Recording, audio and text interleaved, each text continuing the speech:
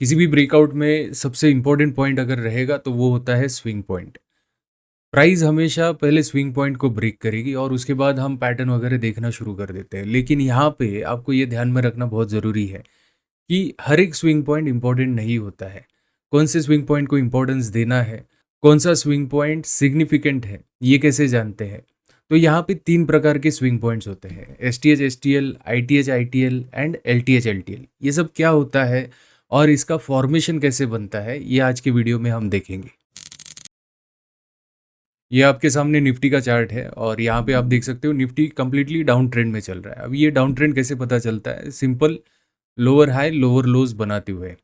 तो ये जो है यहाँ पे एक स्विंग पॉइंट है, यहाँ पे स्विंग पॉइंट है। तो ये जितने भी स्विंग पॉइंट्स हैं हम यहाँ पे इसे मार्क कर रहे हैं। सो जो भी मार्किंग किया है हमने उसे आइडेंटिफाई कैसे करना है और इसे क्लासीफाई कैसे करना है, इसे समझना बहुत ज़रूरी है। किसी भी स्ट्रक्चर में भले वो डेली टाइम फ्रेम हो, वीकली टाइम फ्रेम हो या फिर मंथली टाइम फ्रेम हो, सो हम स्विंग के हिसाब से या फिर पोजिशनल के हिसाब से इन्हीं 3 टाइम फ्रेम के ऊपर फोकस कर रहे हैं। लेकिन ये प्रिंसिपल्स आपको इंट्राडे टाइम फ्रेम पे भी एप्लीकेबल होगा, बिकॉज टेक्निकल एनालिसिस के जितने भी प्रिंसिपल्स हैं वो किसी भी टाइम फ्रेम पे अप्लाई होते हैं। तो यहाँ पे हम डेली, वीकली और मंथली की बात करेंगे। सो जब भी स्विंग पॉइंट बनता है तो उसमें 3 टाइप के स्विंग पॉइंट्स बनते हैं।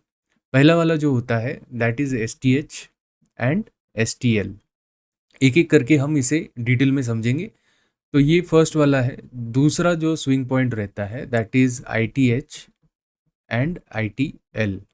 और तीसरा जो स्विंग पॉइंट होता है दैट इज एलटीएच एंड एलटीएल। अब ये तीनों स्विंग पॉइंट का फॉर्मेशन क्या होता है, इसके पीछे बेसिक प्रिंसिपल्स क्या है, इसे हम समझते हैं। अब S T H S T L का मतलब होता है short term high and short term low. I T H का मतलब होता है intermediate term high and intermediate term low. And L T H L T L का मतलब होता है long term high and long term लो। हमें यहाँ पे ट्रेडिंग के लिए सिर्फ आई टी एच और एल टी एच की ज़रूरत होती है। हमें सबसे इम्पोर्टेंट एस टी एच और एस टी एल को समझना बहुत ज़रूरी है। एक बार हम इसका फॉर्मेशन समझ जाते हैं तो आई टी एच को समझना बहुत आसान हो जाता है, और एक बार आई टी एच का लॉजिक समझ में आ गया तो एल टी एच अपने आप समझ में आ जाएगा। So let's see. सो सबसे पहले S T H S T L क्या होता है, यानी कि शॉर्ट टर्म हाई और शॉर्ट टर्म लो क्या होता है, इसे हम समझते हैं। किसी भी प्राइस स्ट्रक्चर में प्राइस एक तो ऊपर स्विंग हाई बनाएगी या फिर स्विंग लो बनाएगा। जैसे ही प्राइस ऊपर जाती है वहाँ से एक हाई पॉइंट बना के वो नीचे आना शुरू कर देती है, तो इसे हम स्विंग हाई कहते हैं। और यहाँ पे पुल बैक खत्म होने के बाद फिर से जब ये ऊपर जाना शुरू कर देती है, ये जो लो बनाया है इसने, तो इसे हम स्विंग लो कहते हैं। लेकिन ज़रूरी नहीं है कि स्विंग पॉइंट हमेशा हाईएस्ट पॉइंट और लोएस्ट पॉइंट पे ही बने।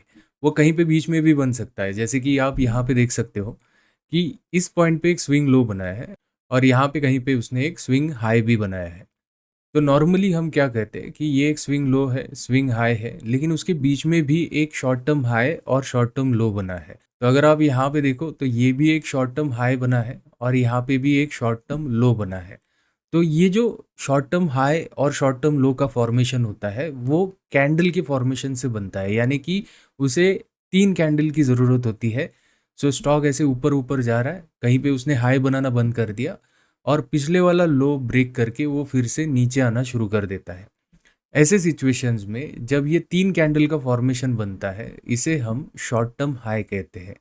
सेम वे लोअर साइड पे जब स्टॉक नीचे की तरफ आ रहा है, कहीं ना कहीं एक कैंडल लो बनाना बंद कर देता है और पिछले वाला हाई तोड़ के ऊपर की तरफ जाता है। यहाँ पे भी हमें 3 कैंडल का फॉर्मेशन दिख रहा है। तो ये जो 3 कैंडल या वी फॉर्मेशन बनता है इसे हम शॉर्ट टर्म लो कहते हैं। सो चार्ट्स के ऊपर अगर हम देखें तो यहाँ पे ये फर्स्ट कैंडल है, यहाँ पे सेकंड कैंडल है और यहाँ पे थर्ड कैंडल है। तो जैसे ही 3 कैंडल का फॉर्मेशन बना, इसमें कलर इंपॉर्टेंट नहीं रहता है, इसमें सिर्फ हाई और लो इंपॉर्टेंट रहता है। आपको फॉर्मेशन के ऊपर ध्यान देना है। सो 3 कैंडल का वी फॉर्मेशन बन रहा है और थर्ड कैंडल अगर पिछले वाले कैंडल का हाई ब्रेक करके जा रहा है तो ये एक कंफर्म शॉर्ट टर्म लो बनता है, यानी कि एसटीएल बनता है। वैसे ही हायर साइड पे अगर कोई कैंडल ने हाई बनाया, जैसे कि यहाँ पे आप देख सकते हो, यहाँ पे एक हाई पॉइंट बनाया और उसके पहले वाला कैंडल उसके नीचे था और उसके नेक्स्ट कैंडल ने एक इनसाइड कैंडल बनाया। अब इनसाइड कैंडल जितने भी आएंगे उन्हें हम इग्नोर करेंगे तब तक ये शॉर्ट टर्म हाई कंफर्म नहीं होता है, जब तक वो पिछले वाला लो ब्रेक नहीं करता है। तो आगे जाके ये वाले रेड कैंडल ने जब उसका लो ब्रेक किया तो यहाँ पे एक शॉर्ट टर्म हाई का कंफर्मेशन आ जाता है, यानी कि 3 कैंडल जैसे ही बन जाते हैं तो हम उसे शॉर्ट टर्म हाई कंफर्म कहते हैं। दूसरी बात, टाइम फ्रेम, ये आप डेली पे देख सकते हो, वीकली पे देख सकते हो, मंथली पे देख सकते हो, या इवन 1 मिनट टाइम फ्रेम पे भी देख सकते हो। किसी भी टाइम फ्रेम पे स्ट्रक्चर ऐसे ही रहेगा।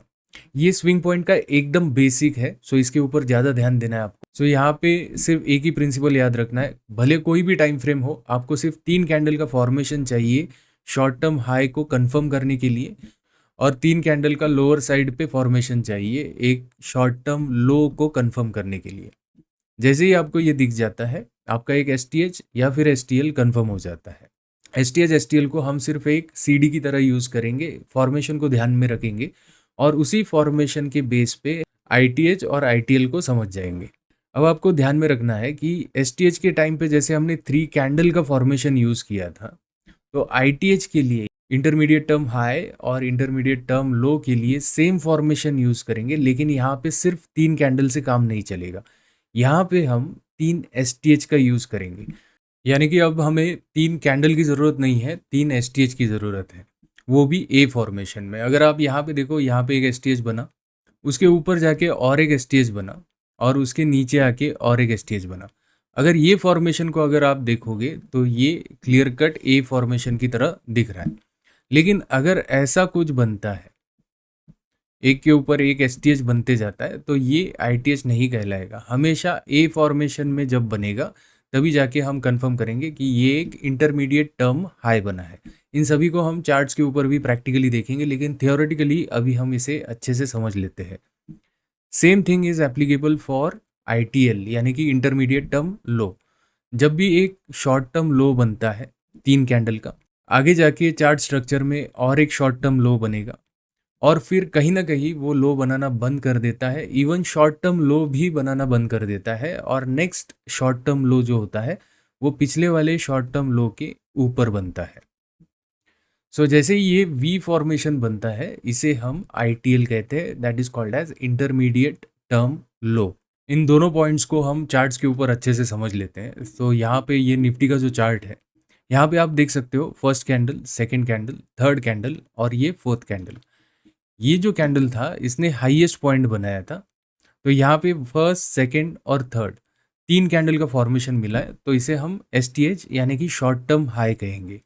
वैसे ही नीचे की तरफ अगर आप देखोगे तो ये फर्स्ट कैंडल, ये लोवेस्ट पॉइंट था यहाँ पे, इसके पहले एक कैंडल बना, उसके नेक्स्ट कैंडल ने इसका हाई ब्रेक नहीं किया, सो अभी तक एसटीएल कंफर्म नहीं है। लेकिन जैसे ही उसने पिछले वाले लोवेस्ट कैंडल का हाई ब्रेक किया यहाँ पे, तो यहाँ पे एक शॉर्ट टर्म लो कंफर्म हो जाता है।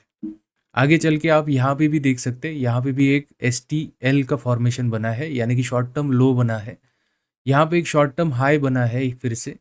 अब यहाँ पे कन्फ्यूजन ये होता है कि जब भी कोई शॉर्ट टर्म लो के बारे में बात करता है तो वो हमेशा lower side of the chart देखता है। ऐसा नहीं है कि वो हमेशा डाउन ट्रेंड में ही बनेगा, इवन अप ट्रेंड में भी आप देख सकते हो यहाँ पे एक शॉर्ट टर्म लो बना है, and same is applicable for short term high as well. Short term high यहाँ पे भी डाउन ट्रेंड या lower part of the chart भी बन सकता है। तो यहाँ पे हमने एसटीएच एसटीएल को समझ लिया। अब आईटीएच आईटीएल क्या होता है? सो सेम वे हमें 3 एसटीएच का फॉर्मेशन चाहिए।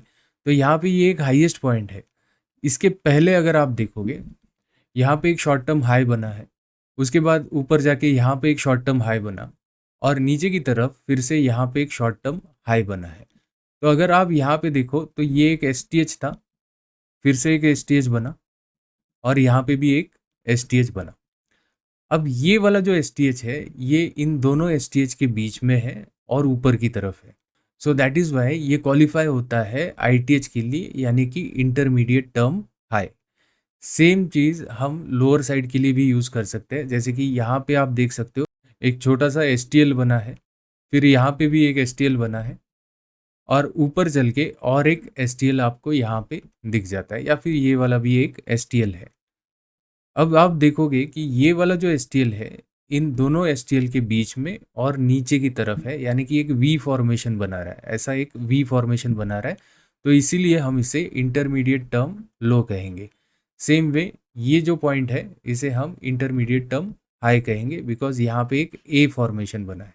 आई होप आपको यहाँ तक समझ में आया है। अगर नहीं समझ में आया है तो वीडियो को दोबारा देखिए, लेकिन प्रैक्टिकली इसे चार्ट्स के ऊपर अप्लाई करके देखिए। आप चार्ट्स ओपन कीजिए और ये फॉर्मेशंस देखिए। अगर कोई भी डाउट आता है कमेंट बॉक्स में लिख सकते हो।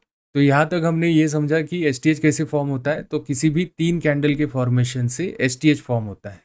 और आईटीएच कैसे फॉर्म होता है, किसी भी 3 एसटीएच के फॉर्मेशन से एक आईटीएच बनता है।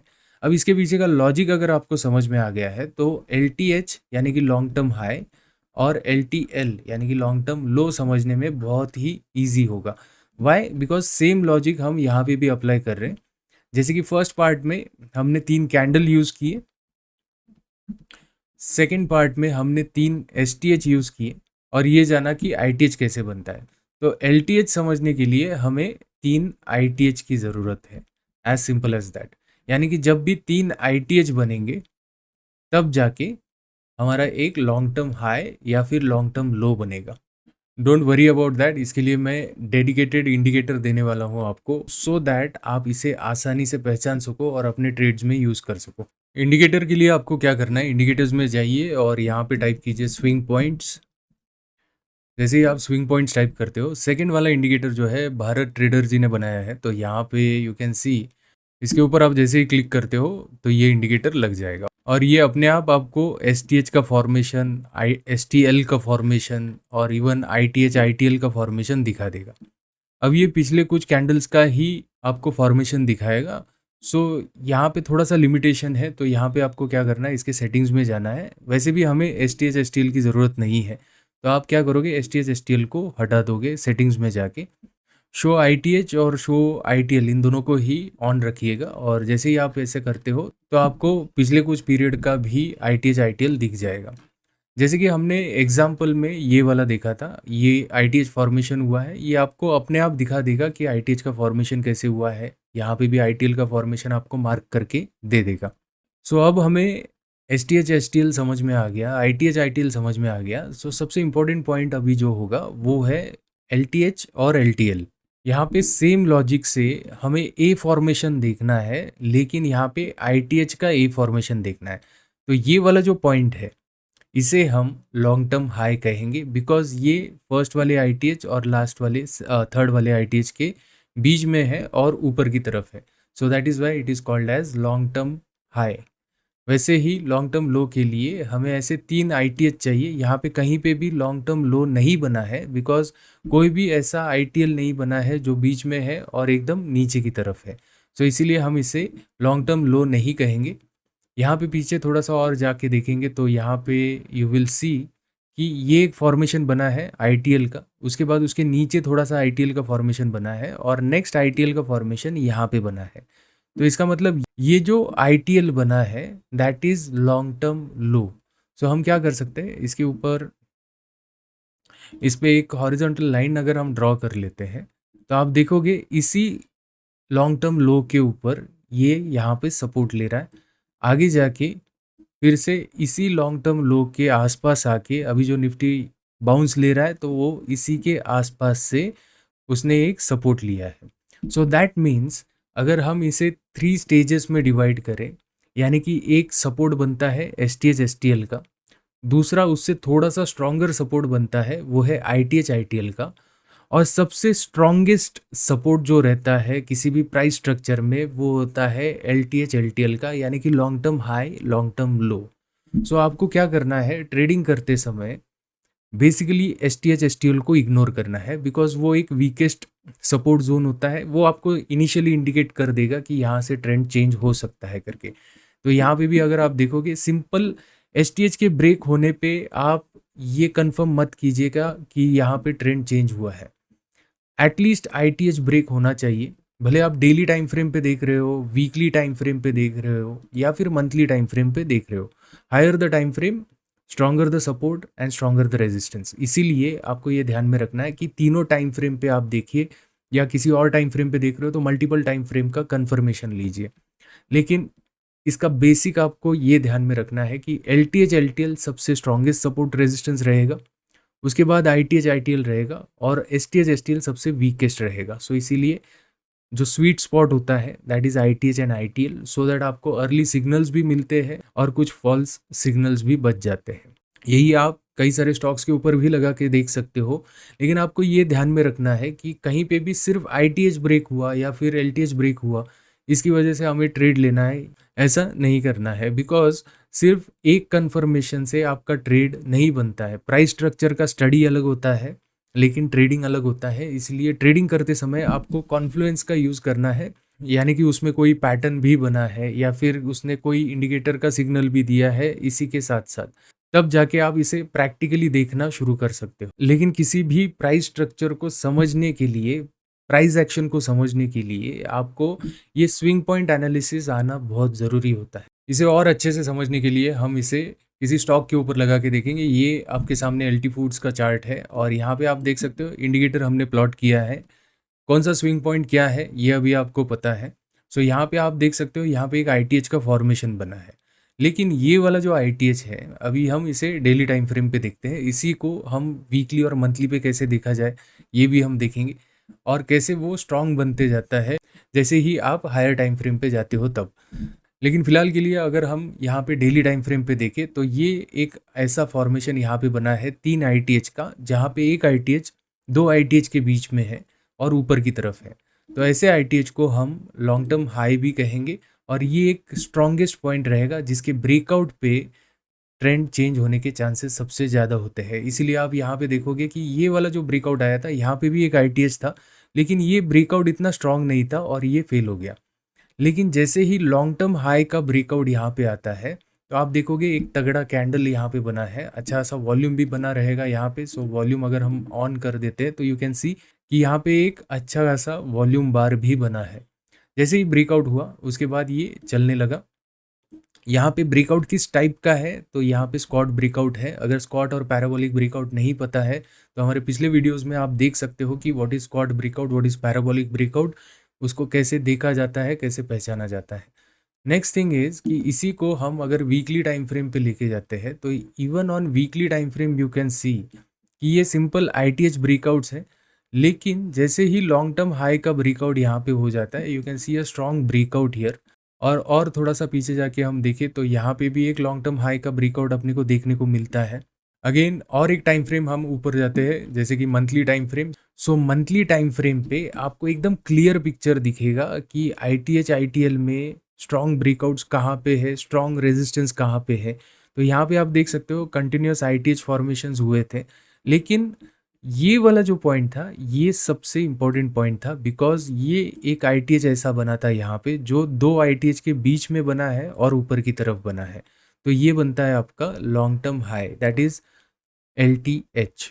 दैट मीन्स कि इसका जैसे ही ब्रेकआउट आएगा उसके बाद ये स्टॉक अपना ट्रेंड चेंज करने के चांसेस सबसे ज़्यादा होते हैं और इसमें जो भी ब्रेकआउट्स है वो चलने के चांसेस भी ज़्यादा होते हैं। इसीलिए हमेशा पहले मंथली टाइम फ्रेम देखिए फिर वीकली टाइम फ्रेम देखिएगा, आपको एक अच्छा खासा आइडिया आ जाएगा कि प्राइस में हो क्या रहा है। आई होप आपको यहाँ तक समझ में आया होगा।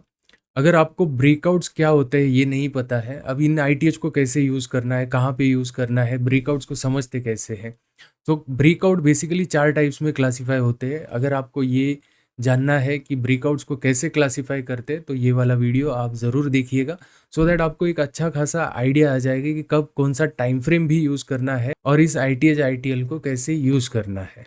Thank you so much for watching this video.